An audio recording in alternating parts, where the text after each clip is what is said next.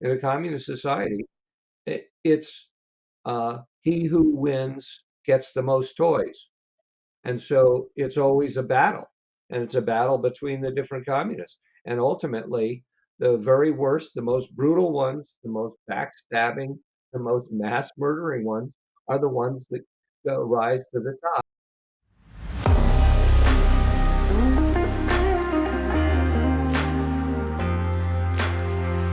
Hello, I'm Bill Johnson. Welcome to our podcast, Finally a Decent Podcast. This is about the eighth or ninth podcast that we've done up to this point.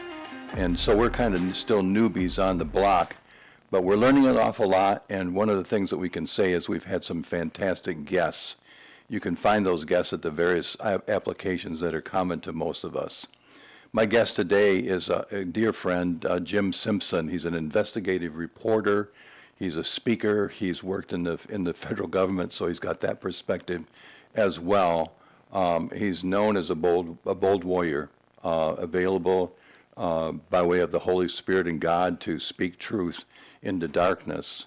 And so this is going to be an interview that I did in recent days, where I asked Jim permission to go a bit deeper into not only his work itself, but into his formative years that helped to create and mold him into the individual that he is today, the spiritual warfare individual that has made a difference on many different levels. So welcome, my friend, Jim Simpson.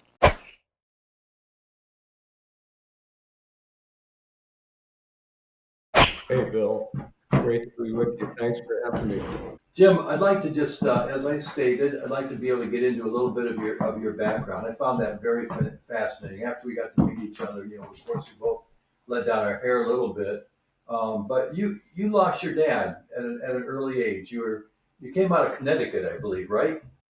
I grew up in Connecticut, small town, about 50 miles from New York City, southwestern Connecticut, right on the Long Island Sound. Uh, you know, very pretty little middle class town, and my dad was a uh, salesman for Yale and Town Lock Company, and he went to a meeting in Georgia, and on the way back, the Eastern Airlines flight crashed on landing in bad weather, and the plane broke up, and the half that he was in blew up, and it killed him, of course. And I was 10 years old at the time, and I can honestly say, it's the best thing that's ever happened to me in my life. Although there have been similar experiences since, and we've all gone through loss. We all know what it feels like. When you're a kid, it's especially impactful. I felt as though God had stolen from me the one person I loved and admired more than anyone else, which of course was my dad. I honestly, at the time, God had it out for me. I really believed that, and uh, I carried that into my adolescence, along with all of the uh, youthful insecurities and inadequacies that I felt at the time. I thought were very different and unique, but as I got older and you know talked with other people and got to know myself better, I found out these were just the kind of standard fare for all kids. You don't think you're strong enough, you're not big enough, you're not tough enough, you're not this or that enough. And to me, that event sealed it. It made it as though it was fact, and God was basically uh, confirming it. He was confirming to me that you are not worth it, that you are not, I don't care about you enough. In fact, I hate you enough to take the person away that you love the most. And so that was honestly, and I didn't realize that till I was much older, but that was honestly how I felt growing up. And so you had a lot of things to work through, and so it was a process, and it was very difficult sometimes. And so some of the struggles that you face, um, just tell about that and how you were able to begin the stepping into like education and beginning to thrive in different ways, intellectually and in your writings and so forth. Give us a sense of the pathway there. Sure. Well, the interesting thing was, we had been going to church every Sunday, and I always felt like it was something that we just had to do. I had no interest in Sunday school or any of the classes or anything like that. But it was something that we did do. It was an Episcopal church, which had already become very liberal, and the town we lived in was very liberal. Um, my parents were both Republicans, but they were New York, you know, New York Times Republicans, and uh, so. But after my father died and we had the funeral at that church, that was the last time I darkened the door of a church for decades. And as I grew into adolescence, that along with all the other insecurities made me very uncomfortable in my own skin. And when I discovered alcohol and drugs overnight, I just changed. I started working when I was 14, and I was a very hard worker. I was a very good worker. I got uh, advancement in wages very quickly. But when I discovered drugs and alcohol overnight, almost overnight, I became lazy. I got up late. I showed up at work late, and I became a different person. And they say when you become an alcoholic, which is what eventually happened to me. Well, actually, I think from my very first drink, I was an alcoholic. You cease to grow emotionally. Wherever you started, that's where you stay emotionally. I was 15 years old. And when I finally realized that that was my issue and I got sober in 19, at the age of 29, I was still emotionally 15 years old. And the interesting thing was I knew there was stuff wrong with me because I felt like, well, why should you have to drink or smoke pot or do any drugs to make yourself feel normal? Well, that hasn't always existed. What is the matter with me? And I went through a drug rehabilitation program. It was voluntary. I wasn't forced to go. Uh, I went to a psychiatrist. I went to a hypnotherapist. I tried transcendental meditation. I tried all these different things. And when all was said and done, a scotch on the rocks worked much better. So uh, I gave up on all that until finally it got so bad uh, that I had no choice. And I went to see a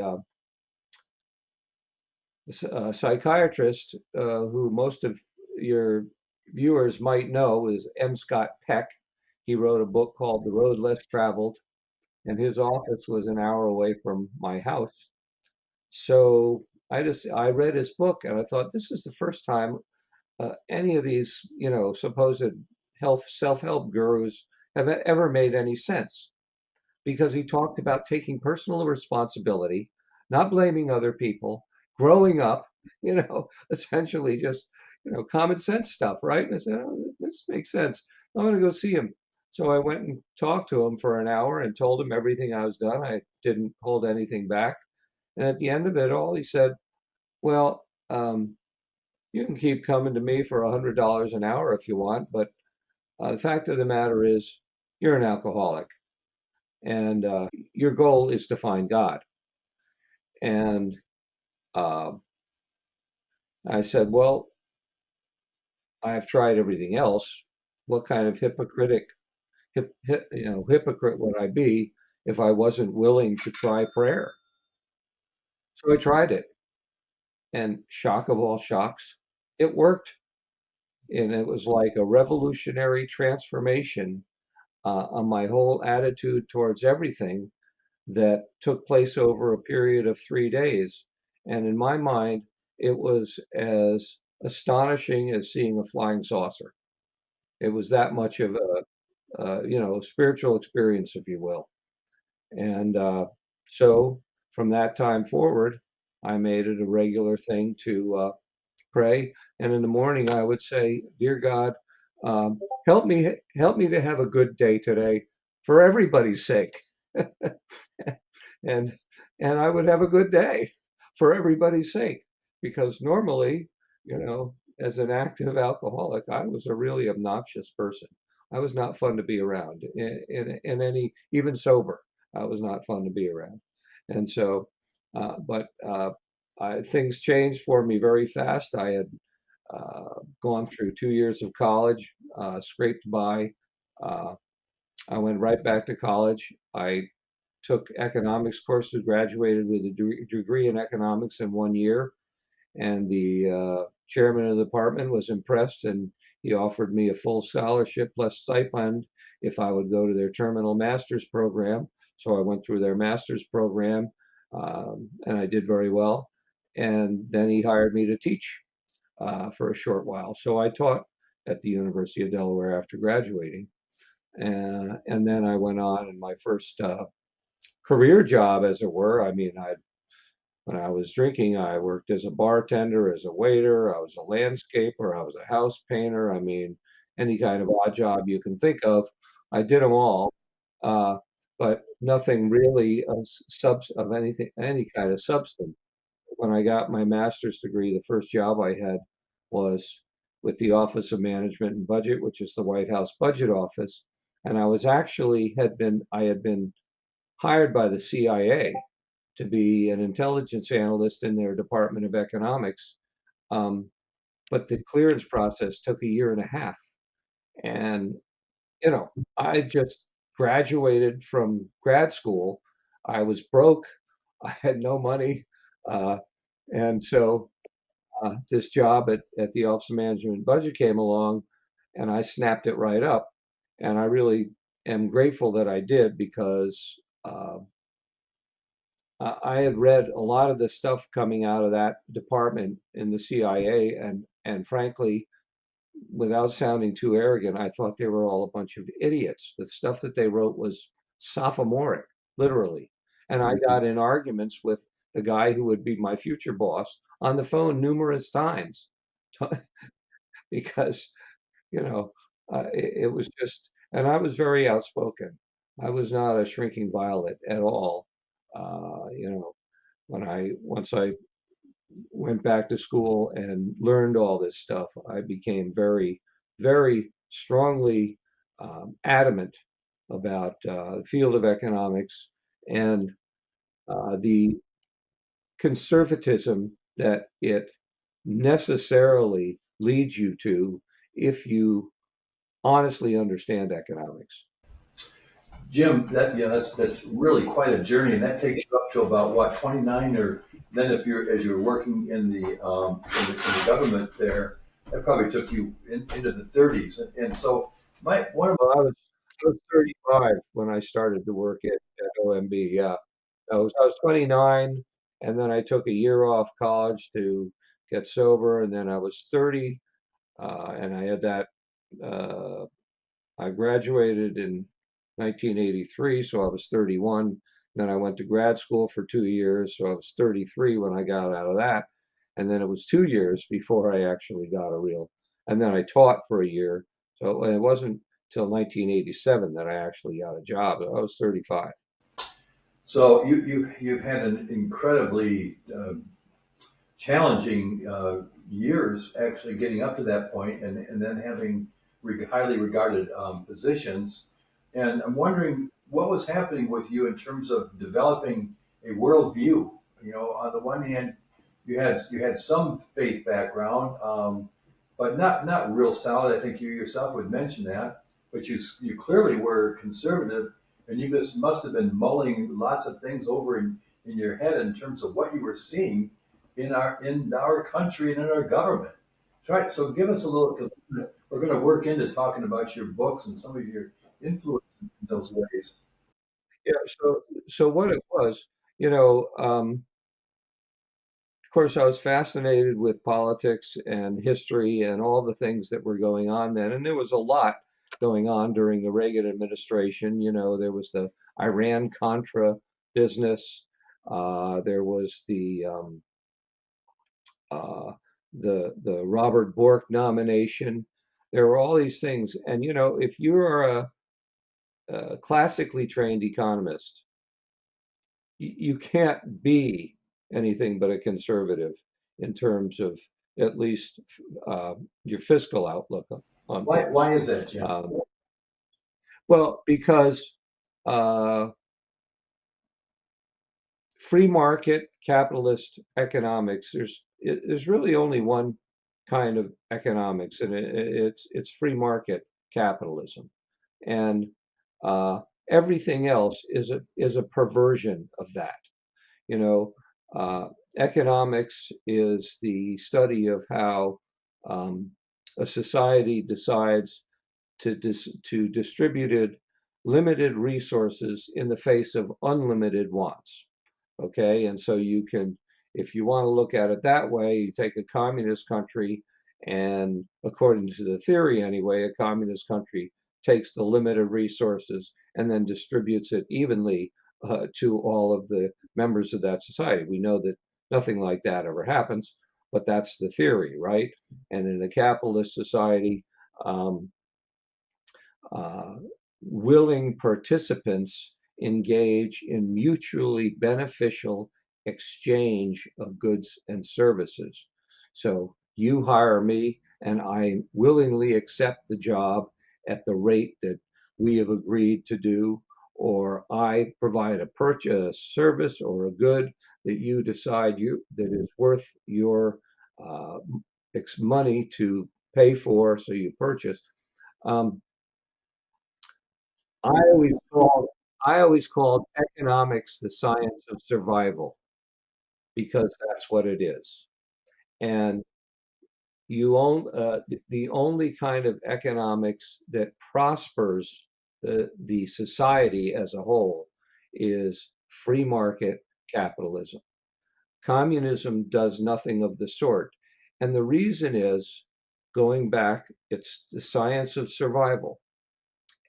If you give someone unlimited power to take resources, their uh, instinct for survival will become turbocharged, and they will take all of it, and they will keep it to themselves. Now, this, of course, is a secular society. This is not a society of people who believe in God, but a society of people who believe in God would never feel entitled to take other people's property and possessions.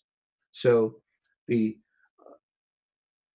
so what ultimately communism is, and it always devolves into this, no matter what the intentions are. Sometimes, you know, the intentions of communists uh, that have never actually experienced but are promoting it. A lot of people in our country think it's the greatest thing in the world, and they're pushing for it.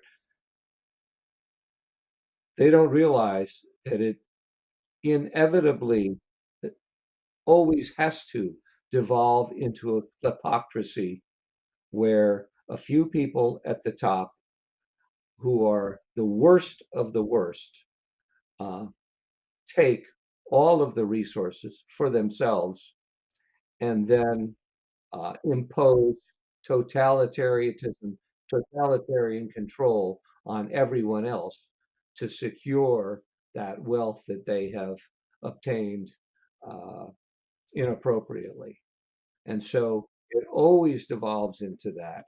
And the people that are willing to do that of necessity are literally psychopaths.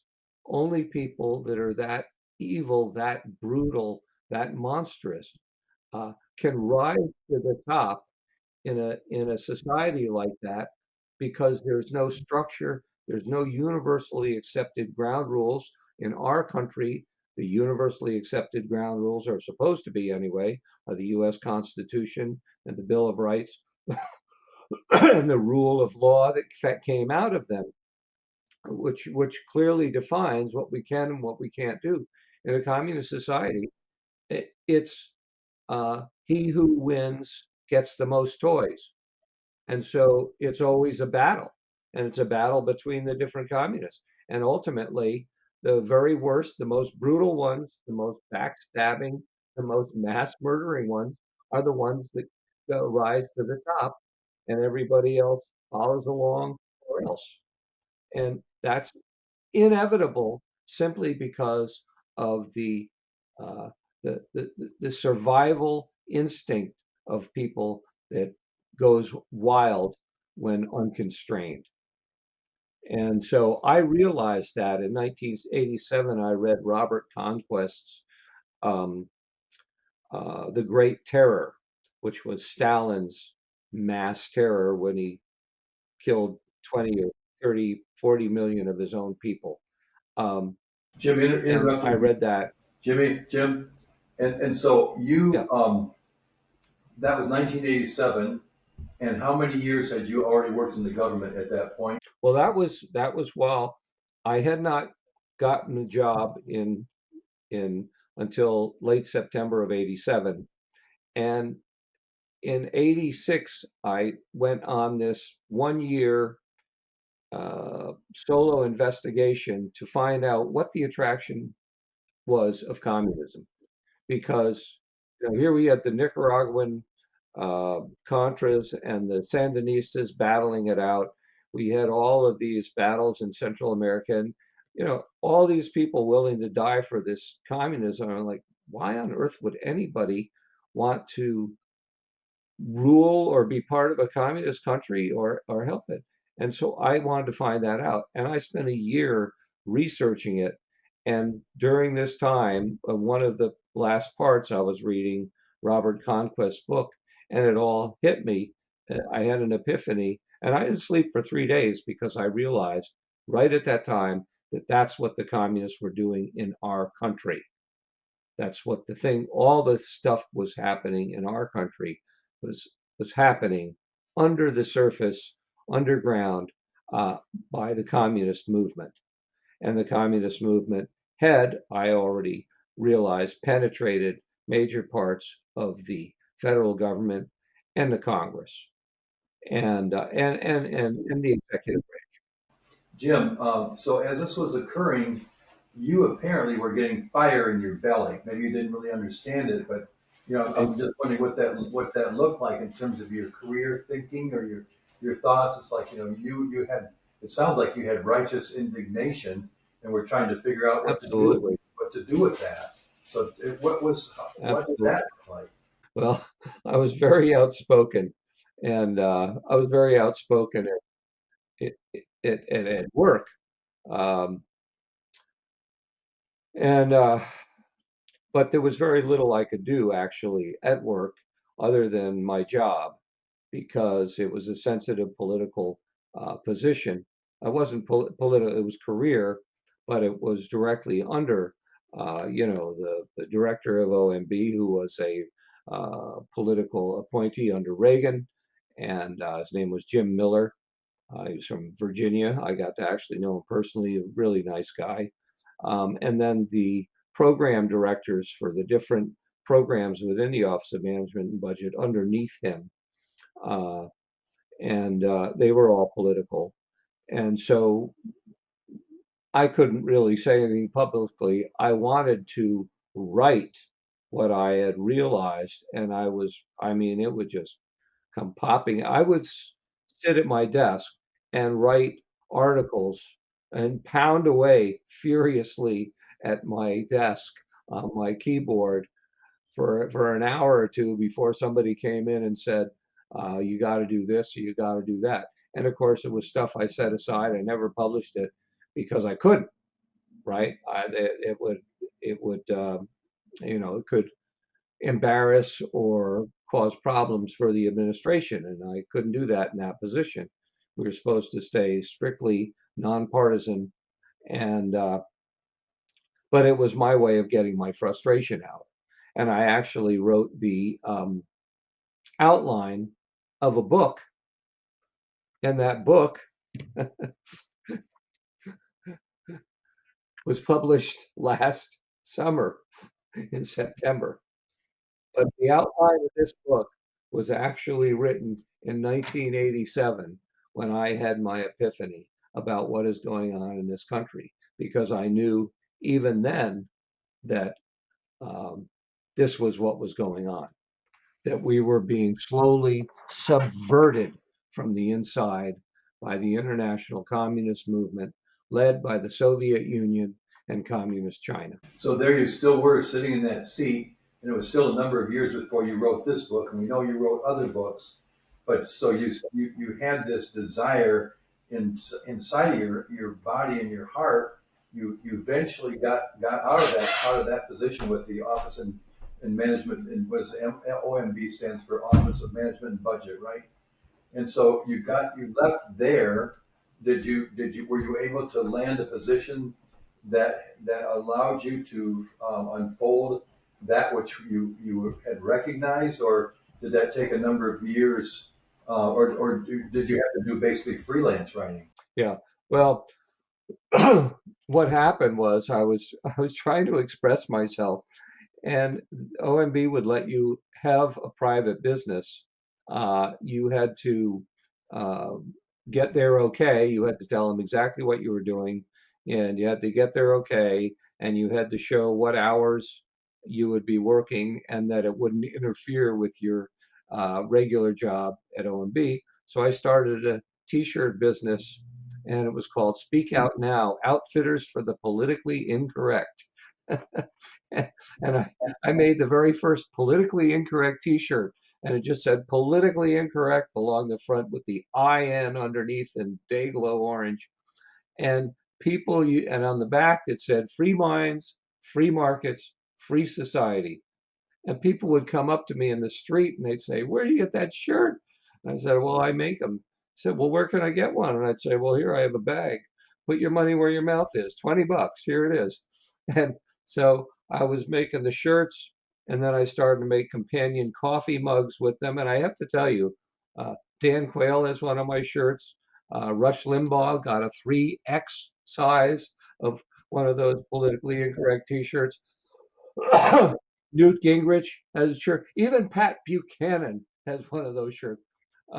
So I had a whole list of people, famous people, and it made money for a little while. But even with the coffee mug, hats, and everything else, and all the ancillary stuff, I kind of ran out of slogans pretty quick. And so I came up with this idea to create a very unusual, decorative gift coffee mug using uh, uh, color, heat reacting, color sensitive, color changing inks. And and so that developed into a company called Wonder Mugs, which you can still get on Amazon. There's still a wondermugs.com website. I don't have anything to do with it.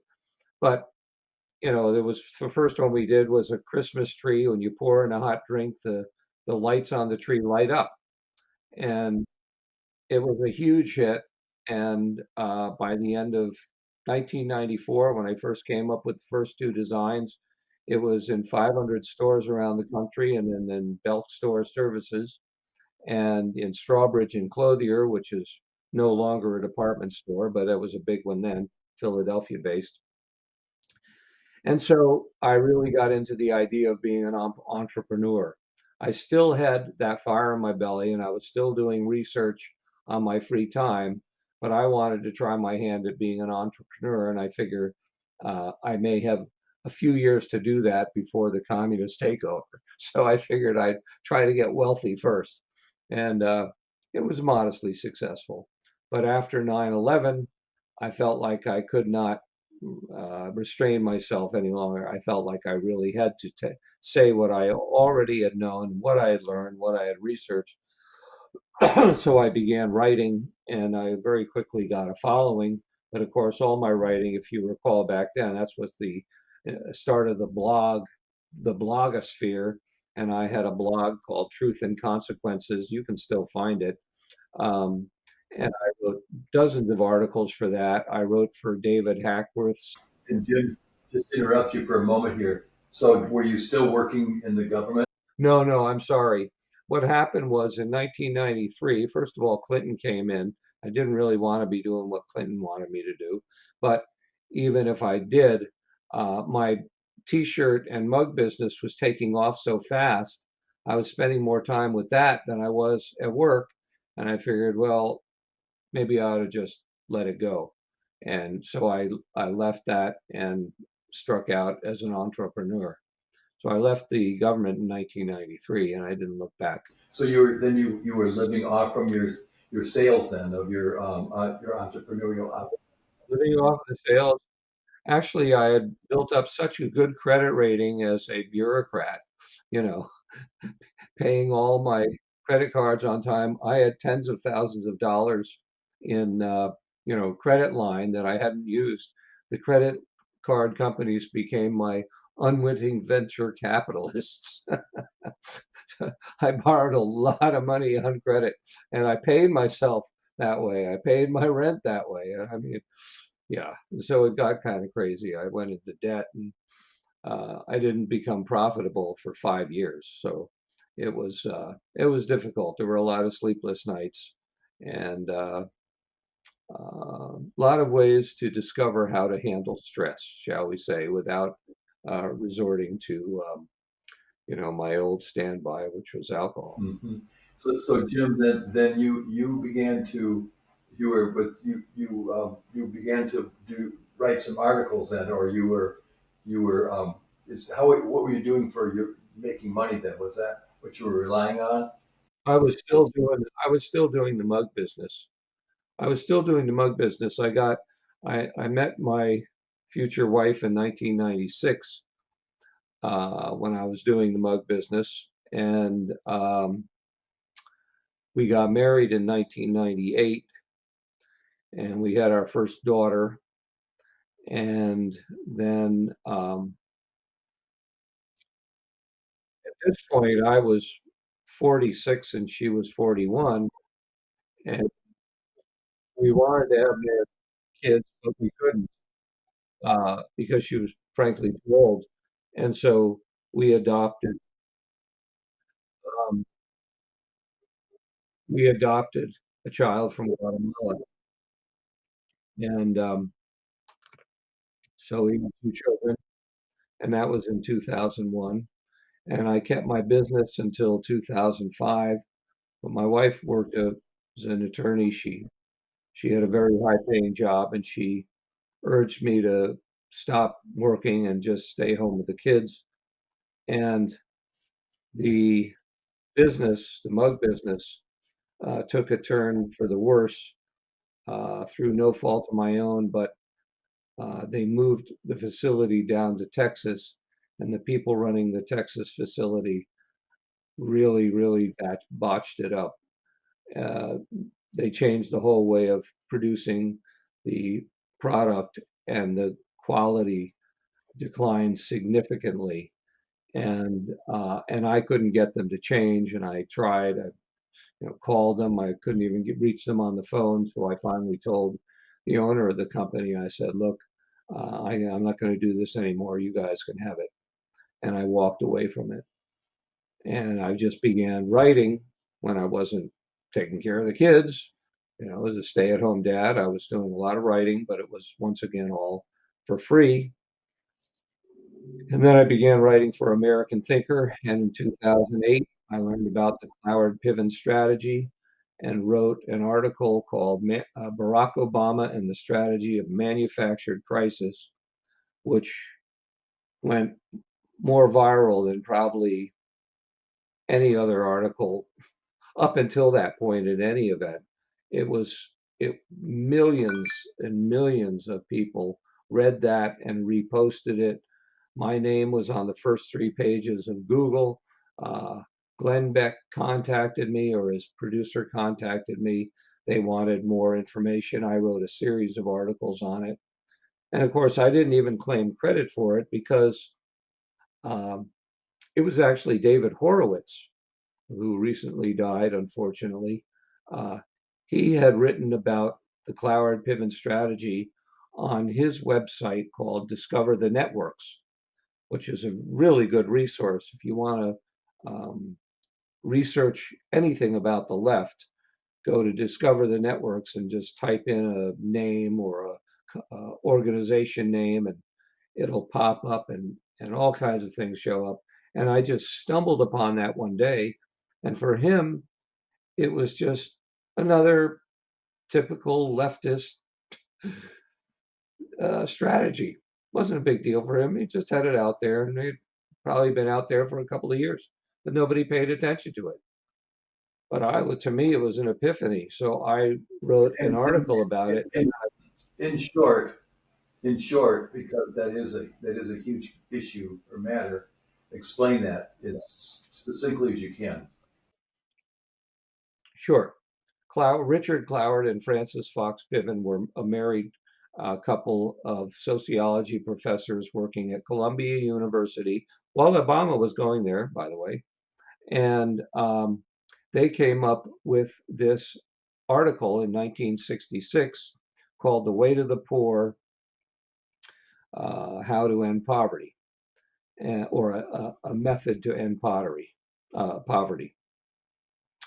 And their idea was to utilize the welfare system to overwhelm the government with demands for public services to the point where the government would collapse.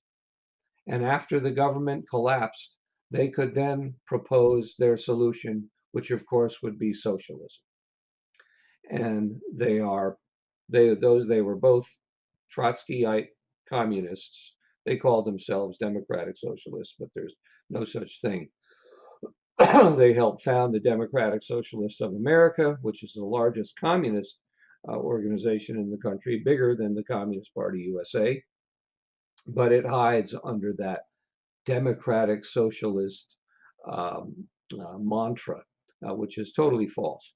But anyway, Richard Cloward um, was the inspiration for President Lyndon Johnson's Great Society program, which was the vast expansion of welfare. Richard Cloward was the inspiration for that. And that was a vast expansion of welfare. Now, um, Johnson's primary motive was that he knew that if you start out handing welfare willy-nilly to minorities, they're all going to gravitate towards the Democratic Party, which is exactly what happened. He wanted to create a captive vote, and that's exactly what they did with the blacks and with most minorities. The Republican registration of blacks, which before, it started under FDR, and when he created his New Deal, a lot of blacks moved into the Democratic Party because they started with AFDC and Medicare. And so they gravitated towards these federal programs, unconstitutional, by the way. Those are programs that are supposed to be reserved to the states. And in fact, people complain, well, if there wasn't federal welfare, there wouldn't be any way to help people. Well, that's not true at all. Before FDR, states and churches and other nonprofits had provided welfare to people that needed it. But it was better that way because it was limited. And so people knew that they could get help if they needed it, but they would eventually have to find a job. But under the welfare system, hey, have whatever you want, stay unemployed as long as you want. And of course, that created an entirely toxic inner city system, which the Democrats have thrived on by giving them more and more excuses to create more and more government programs that put more and more weight on the government. And Cloward and Piven's, Or the so-called genius behind that. And then, and so when so you, as you have mentioned, this influenced Glenn Beck. So what did he do once you awakened him to that reality? well, Cloward and Piven had said the answer was a guaranteed annual income. And at that time, it was uh, what would be in today's dollars between $40,000 and $80,000 per family of four. And this whether you work or not. Now, this is their solution to the problem of too much welfare. Think about that. If you have too much welfare, is there going to be less government spending if everybody's getting between $40,000 and $80,000 a year, whether they work or not? Or is it going to be even more expensive? Well, of course, it's going to be more expensive because the real goal is to collapse everything to create chaos. And then in that chaos, they come in and take over, and it becomes a totalitarian government under their control. So the whole goal was ultimately communist control of the US government. And so I wrote a number of articles on the Cloward-Piven strategy, and American Thinker became very well known as a big part of that, although it had already been quoted in the Wall Street Journal and quoted by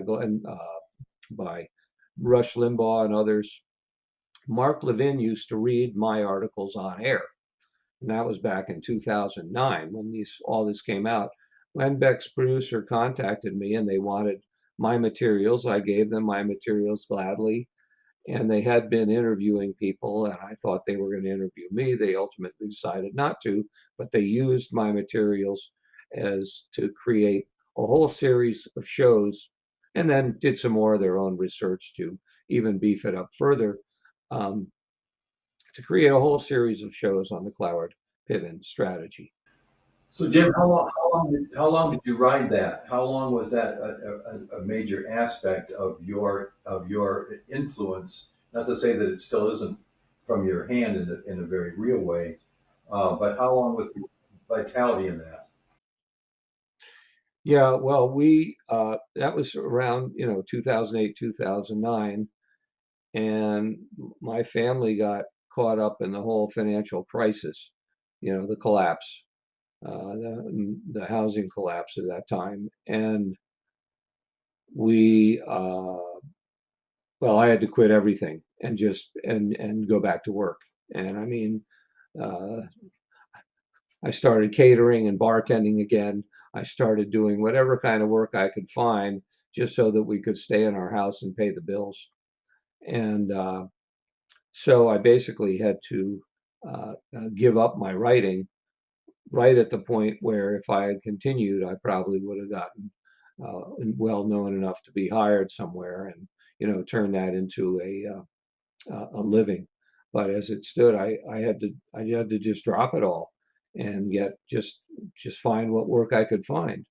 And the federal government didn't want to hire me anymore. I'm in my late 50s at this point, and we're in my 50s anyway. And they didn't want an old retread. They wanted young kids. I applied a couple of times, but never got anywhere. Never even got a response. Where I became familiar with you was through Frank Gaffney and the Center for Security Policy. And so, how did you connect with him, and what was that working arrangement? And because I know that was quite long term itself. Well, it was interesting. I mean, I got to know a lot of people through my writing and just through friends. And I wound up doing some fundraising work for David Horowitz for his company. Uh, and I did some fundraising for others. I did some for the Heritage Foundation. And they were all interconnected at that time. And Center for Security Policy needed some editing work. They hired me to edit a book. And then they hired me for some other ancillary projects just as a contractor. And when the refugee resettlement issue became prominent through the work of Ann Corcoran, uh, and she wrote a book for the Center for Security Policy called The Hijra, uh, uh, Refugee Resettlement and the Hijra to America. I think that was the title of it. That became a bestseller, and Gaffney wanted her to write some more stuff, and she didn't want to, but she suggested my name, and he already knew me, and so he asked me to write a brief on refugee resettlement. And the way I write is I research and research, and then when I'm done, I'm right. Right, I write, and I just write, and then when I'm done, I stop. Well, he wanted a 2,000 word essay that he could put up on his website, could be downloaded as a PDF. By the time I got done, I had a 25,000 page document. And I said, well, Frank, I'm sorry, it's a little bit longer than you wanted. But you can do whatever you want with this, edit it, and And Jim, that also was a very that was a very significant piece as well. And Ann Corcoran she was an all-star, and explain that because that was huge. It still is huge. yeah, Ann Corcoran had a blog called the Refugee Resettlement Watch, and she would put out articles almost every day. She had gone to a county council meeting, because she had noticed a lot of refugees, Middle Was she Eastern. in Pennsylvania or New Hampshire or where? No, she's Where in, was in Western Maryland. Western Maryland. Yeah. And she went to Hagerstown County Council meeting and asked why all of these people were being resettled in her community. She had no idea who they were, but they weren't Americans, they didn't speak English. And that launched her research into the refugee resettlement program. And she was astonished, as we all were, as to the extent of this program. And uh, she wrote a book for the Center for Security Policy, um, Refugee Resettlement in the Hijra to America. explain Hijra or define Hijra? Hijra is the Islamic notion of immigration as a form of invasion, immigration as a means to take over the target country. In other words, they don't immigrate here just to come to a different country and enjoy the benefits of that country. They target that country to take it over to become a Muslim nation. Like they've done in London and England and elsewhere. Yes, yes, exactly, and France. And then she also, with your help, she was also shedding light upon places like Bethany Christian Services and different religious organizations that also were receiving all kinds of money and were helping to relocate these people with no conviction against it. Right. Well, she talked about that some, and frankly, that was the basis, the big part of the basis for this first book of mine, where I discuss the nonprofit agencies, they call them voluntary agencies, and the the amount of money they were taking every year from the federal government to resettle refugees, and they were out of the state. They were financed by the State Department, um, Office of Refugees, Population and Migration. And they were also funded by the Office of Refugee Resettlement and Health and Human Services Bureau. And that office was responsible for resettling illegal alien migrant minors. In other words, if you came here as a minor, you would be picked up by a voluntary agency being paid by the Office of Refugee Resettlement. They would put you up in a hotel or some other place, and then they'd have you resettle, supposedly handed over to your American relatives. But as we now know, many of those children are being handed off to traffickers. And two of the biggest illegal alien children uh, refugee resettlement groups, or resettlement groups, they're not refugees, at least not by the legal definition, um, are Catholic Charities and the U.S. Conference of Catholic Bishops. And between them, the U.S. Conference, I wrote this book in 2015. In 2019, I wrote a follow-on book which went into even greater detail. It was a very extensive book with tons of charts and tables uh, that you can't find anywhere else because I compiled them. For example, I compiled a list of the number of uh, languages spoken in public schools by going to school districts throughout the United States and finding out from their very own statistics. So I have a table in here that compiles about 20 of the top school districts. In one of them, 130 languages are spoken in public school. I mean, how do you conduct public school that way? So this gives you the idea.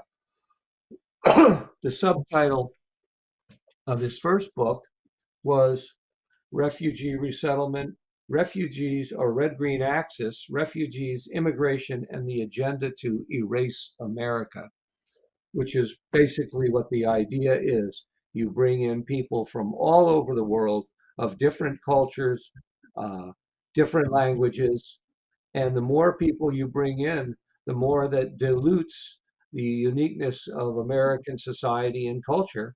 And we just become, one among many in a big crowd of people who uh, just happen to live here, many of whom, many as the Democrats can manage, will get every kind of welfare benefit they can for life, and that is until the Democrats establish an unimpeachable one-party majority, and then we will discover for ourselves just how bad communist totalitarianism is, because at its heart, that's what the movement is.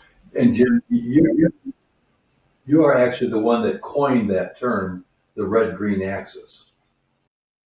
Well, that was the title of the book, and it was also the title of the second book. But honestly, I had a different title, and I can't remember what it was. Something similar, but it was Frank Gaffney who actually coined that phrase. I have to give him uh, you know, give him credit for that.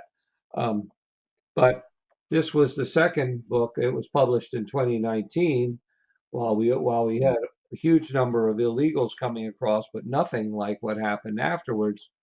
But I predicted that if Joe Biden was elected, it would be what it became, because what happened in 2015 in Europe with the mass migration that was triggered by the Syrian war, but resulted in people coming from every country throughout Central, throughout South, throughout Africa, and throughout the Middle East as far as Afghanistan.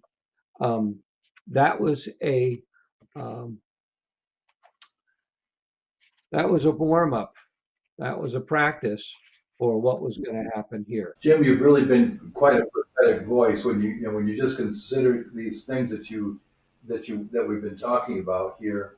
That you're like a prophet without honor in his own hometown in many ways. In America, you fight the fight. Yes, and also, you certainly are a researcher. That is a you're a bulldog in your research. I mean, you stick to it and you nail it and you go after it and you're relentless in what you come up with. Um, and I know you get sometimes you have seasons where you do a fair amount of speaking. I know you like to speak, but it's you can't make a living on that, unfortunately. I mean, it helps though, right? It certainly helps. Oh yeah. Oh no, it Yes, definitely I know helps. you. If I were a liberal talking about how bad President Trump was and how great it was to have people from 180 different countries coming here to get welfare benefits for free without any kind of vetting whatsoever, oh, I'd be making tens of thousands of dollars per speech, and I'd have a full full schedule throughout the year. But unfortunately, no, we don't get to do that. A few years ago, Jim, I also know that you were in Michigan and you were over in Oakland County and spoke with one of the leaders there, the Oakland County executive, Brooks Patterson. Just talk about that for a few minutes, if you would. Well, that was in uh, late 2015 or early 20, I think it was 2016 actually. And it was right after I had published this book. And the thing was, he had been the chief executive for that county for, I think, 20 years or more at that point. I know it was at least 20 years. And every year his books were in the black. I mean, he ran that county like a machine.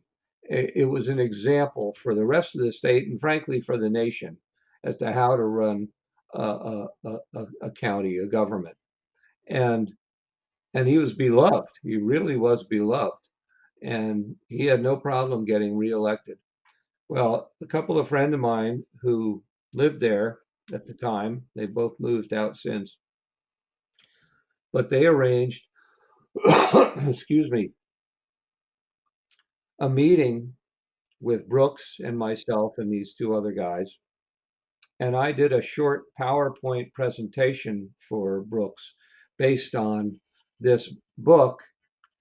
And I included in it the estimates of the number of refugees that had been resettled in Oakland County without his knowledge or consent. And there were thousands. And they were Middle Eastern, a lot of Syrians. And, it's not to say that all these people are bad people, but you resettle people from the Middle East, and you're virtually guaranteed that among them will be terrorists who have been implanted in that refugee flow for the specific purpose of either being sleeper agents or at some point, targeting Americans for attack. And of course, that's what's happened since all over the country. And so he was shocked. He was absolutely bowled over by that. And he and I became very good friends after that. We went out to dinner a few times, and he had me come speak to the Business Roundtable, the Michigan Business Roundtable. And it originally was being underwritten by, I forget, one of the big Detroit banks, and about 200 people there. And I was going to describe to them what was going on in their counties because the governor, and he was a Republican at the time, the governor was supposed to, or the lieutenant governor or the secretary, no, I think it was maybe the secretary of state, was supposed to advise and obtain consent from the county executives um, regarding whether or not they could have refugees, X number of refugees resettled into their county. They were never asked. They were never told. They didn't even know that the program existed. So these people were absolutely shocked. But when the Detroit News or the Detroit Free Press, I forget which one it was, heard about it, they said, "Oh, this Islamophobes coming to speak to the Business Roundtable," and they, of course, smeared me and never gave me the opportunity to respond. In an editorial, an op-ed, they said, "No, we're not going to let you respond." Period. And and so one of the big banks dropped its sponsorship of this event. Well, the event was held anyway, but it was discredited a lot by those actions. And the same thing happened a couple of years later when I was going to speak at a church, a big church in Oakland West, County, I West, believe. West, Was West Oakland County? Bloomfield, West Bloomfield Baptist. Yeah, I was West going to bring Bloomfield that up, so Baptist I'm Church. glad you picked that up. Yeah, do talk about that. Yeah, Big deal. yeah. It was myself and Sharam Hadian, who was a converted Iranian Muslim Christian convert, who is a very powerful. Yeah, he's a great guy. He's a pastor at a church in Washington State. He's just a wonderful guy, and he and I were scheduled to speak there. But there was a school, an elementary school on the church grounds that was being rented by the school. It wasn't owned by the church, and they came to the church elders and demanded that they cancel that event after the Detroit News came out saying that two Islamophobes were going to speak. And these people were literally terrified for the safety of their children. And you couldn't exactly blame them because they were getting death threats. They were getting death threats because we were going to speak there. And so this is the kind of thing that happens when you import these kinds of people. And this is exactly why I wrote those two books. And it's why it's so important to understand, you know. And Jim, And, the Muslim. in continuing with that, I'm trying to think of the name of the pastor. I've talked with him since and interviewed him a couple of years ago about this. A good man, a good staunch man at that church. And so I think you got on the phone and reinforced those elders, and then they were turned around and they said yes, they were willing to do it, and the pastor was very supportive of you speaking, and then they came again with another barrage, and I think that's when they got to the school itself, and then they finally did shut Oh yeah, down, and that was yeah, that's very troubling because to be able to educate and inform about this threat in the Dearborn area and the Detroit area was so significant, and that pastor was bold. He's a good man. He is still serving in that church, by the way. But it was yeah. No, I spoke with him and I spoke with all the elders, and I convinced them to let it go forward. And then when the people from the school heard about it again, they went back to him the last time and basically begged them. And or they said, if you allow this, we'll pull out. I think that was finally what they finally resorted to.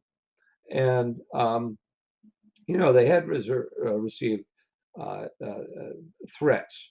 Now, the Muslim community in Michigan is, for the most part, you know, been fine. They were brought here by Henry Ford, who is kind of a bigot. He thought they would be better workers in his factories than the blacks would be. So he first imported them over here. And as you know, the mayor of Hamtramck, a Muslim mayor of Hamtramck, supported Donald Trump for president. You know, um, and my personal view is that most Muslims are kind of like a lot of Christians. They might go to their mosque every Sunday or wherever the heck they go to, but whenever they go to it, and they might go through the motions. A lot of Christians the same way. But when it comes right down to it, they'd rather just live their lives and go to work, and not have to worry about it. Uh, The only difference is if their imams tell them this is something they've got to do, in that culture, it's something that they really have to do. And so, uh, you know, you've heard plenty of stories about in Turkey where Muslim and Christian people lived side by side and they were best of friends until the Turkish leader said, kill the Christians. And then they went over next door and apologized and said, I'm sorry, but boom, you're dead. Well, Jim, So, as we move towards closing, a couple of things that I just want to be able to also highlight rather quickly. A couple of your yes, other sir. books that you've written, I just would at least just I'd like to have you.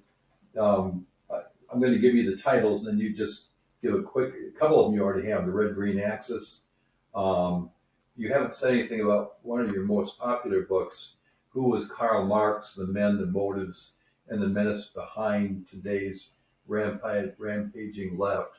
I think that was a bestseller, wasn't it? It was an Amazon bestseller. Yes, it was. It was, well, it made it into the top 100 at Amazon, in all books at Amazon for over a week and was down to number 35 at one point. Glenn Beck said it should be in every household in America. Unfortunately, that isn't true, but it it it, it was a very popular book, and it basically describes, you know, who was Karl Marx, the men, the motives, and the menace behind today's rampaging American left, and it described, I wrote it it was published in May of 2021, right after we had the year of riots of George Floyd.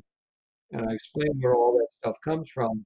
I explained where everything that we were seeing, even at that time, was absolutely over the edge crazy.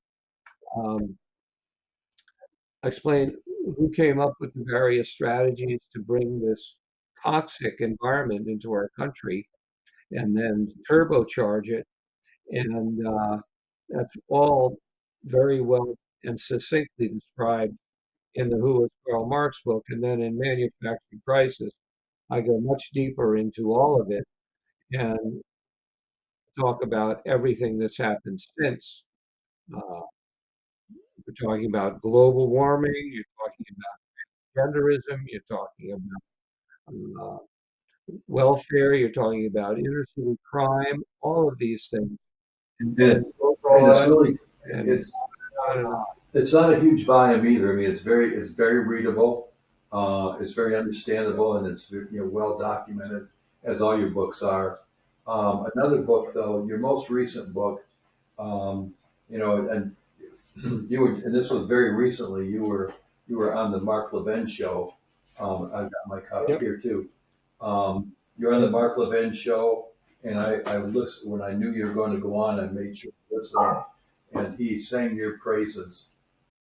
Well, I mean, manufactured crisis is essentially the modus operandi of the radical left, which everybody has to understand. There's not a domestic left, at least radical left. They live here, but they are under the guidance and influence of the international communist movement, which to this day is run by Russia and China.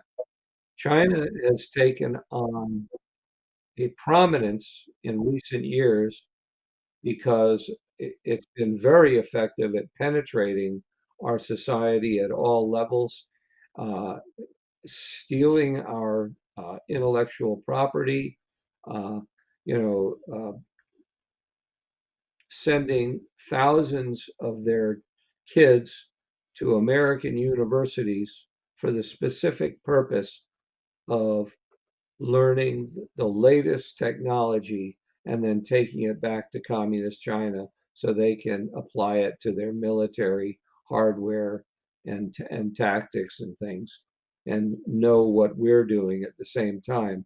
In my Red Green Axis book, uh, I mentioned that every year we allow 70,000 legal migrants from communist China every year. The only larger group we allow in legally is from Mexico. And so we are allowing 70,000 Chinese communist agents every year. And whether they want to be or not, they are all working for the CCP. And the reason is because their family is back home and their families are essentially hostages. If they don't do whatever the CCP wants them to do, their family back home could wind up in jail or worse. They could wind up in some place and get their organs harvested, which the CCP is already doing with the Uyghurs and the Falun Gong people who still live there. It's gruesome what they do. And our corporations have essentially conspired with the CCP just so that they could get cheap labor. And it's really something. I mean, the CCP needs to be literally um, marginalized and starved out of existence. And we could do that because they rely entirely on us for their markets. You'll say, oh no, they have India and all these other countries. Well, guess what? India and all those other countries rely on us for their markets. So whether it's directly or indirectly, CCP relies on us. Same thing can be said for Russia. Russia, since the supposed fall of the Soviet Union, Russia has sort of fallen into the back of everybody's mind, except for now with the Ukraine war, where Vladimir Putin is trying to reestablish the old Soviet Union. Well, the old Soviet Union never really left. He's Vladimir Putin is a KGB agent, a hardcore communist, always has been, always will be, and the Soviets still lead the Chinese in um, nuclear missile technology and quantities of nuclear weapons. And so we tend to forget that.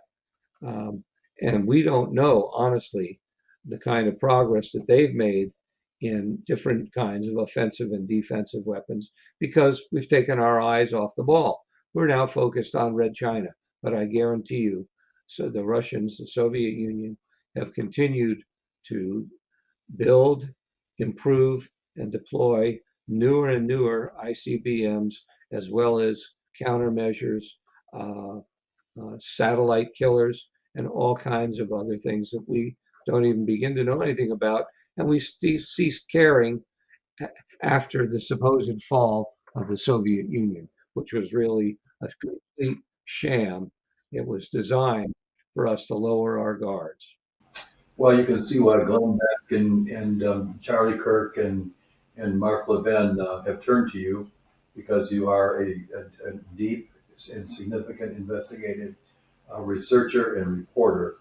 And It's very important for people to get this because it explains the depth of the fight that the depth of the fight that we're battling and the many fronts that we're battling it on.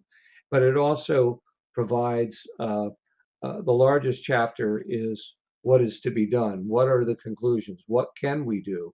And it's a very long list. It's not really a new list. We've been doing a lot of this stuff for years, but we really have to focus on this stuff now. And I very explicitly talk about the different things. Number one thing we have to do is pray. We have to pray for our country. We have to pray for God's salvation. We have to pray for God's forgiveness, and we have to pray for God's help. Because if God is with us, who can be against us? But it's not a certain thing that God is with us because we really we have fallen so far away as a country that, we make Sodom and Gomorrah look like a pleasant country cottage, I mean, really, the way how derelict we've become. So we really need to ask for God's forgiveness. But there are so many things we need to do. We need to strengthen, and this is probably the most important single thing that we should be doing at the state level and the federal level with all government officials. And we need to get stronger politicians hired, elected to do this. We need to strengthen our subversion laws because that is how they are playing this game. They subvert organizations. And we have laws against subversion, but we don't enforce them. We need to strengthen them and then enforce them. People who engage in this are committing treason.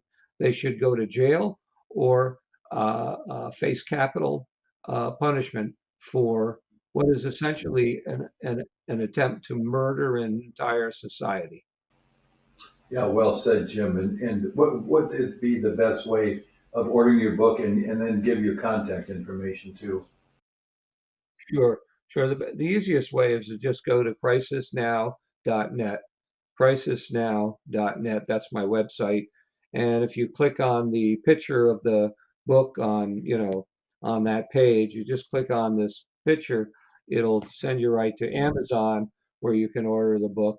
It's also on some of the independent sites. It's on Barnes and Noble, although it's not in the bookstores. It's on their website. It's on Abe Books and some of those other independent ones, Books A Million. Um, if you want to get a signed copy from me, send a request to my Gmail address, simpson.truth@gmail.com, simpson.truth@gmail.com. And I have to charge a little extra because I have to pack it and ship it after it's already been packed and shipped to me. So I'm paying shipping twice. So it's $20 at Amazon. I charge $30 for a signed copy if you want to get one from me, and and you can send me a check or you can do a credit card over the phone or something like that. But anyway, simpson.truth@gmail.com for a signed copy. Fantastic.